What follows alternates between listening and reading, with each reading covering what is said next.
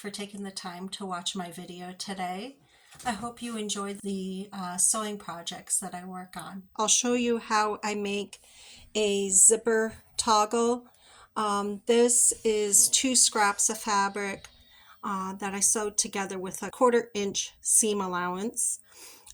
It's 2 inches, and once it's sewn together, it's a total of 7 1/4 inches long. So if you just want to use 2 by 7, that's fine. What I do to make this is I fold it in by 1/4 inch, and that way we won't have fraying on the ends. The ends will be tucked in, and let's see here, I'll fold this in, and I'll fold this in and create a middle seam.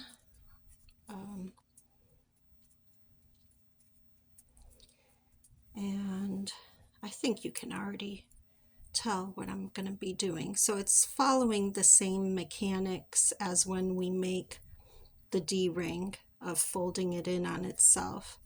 Okay, so I'm creasing all of this. Now I'm going to fold in my material to that center line. And maybe some of you already do this, and I'm just showing this to anybody who doesn't already do this. I fold that into the center. And so what I do to sew this together is I'm going to be using my top stitching thread, so that I'm only sewing it once, and the top stitching thread just accentuates, it just brings a little bit of extra specialness to the bag.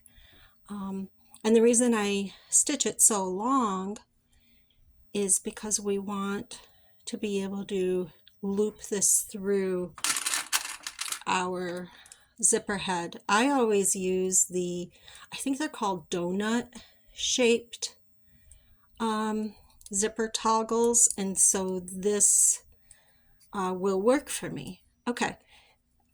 And so I could, what I'm going to do?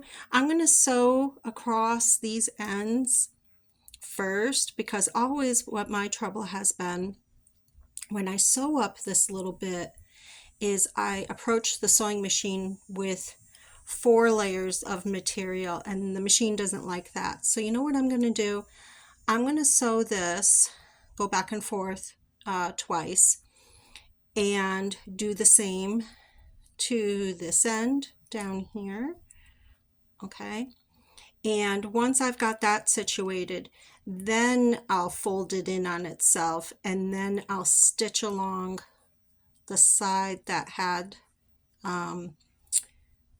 the folds. Okay, here I'll stitch along there. Okay, so that's how I do it. Piece here, I had to have my husband strong arm it through the bottom. That's the way to do it, is go upwards. Start in the bottom, push it upwards, and I like to flip it this way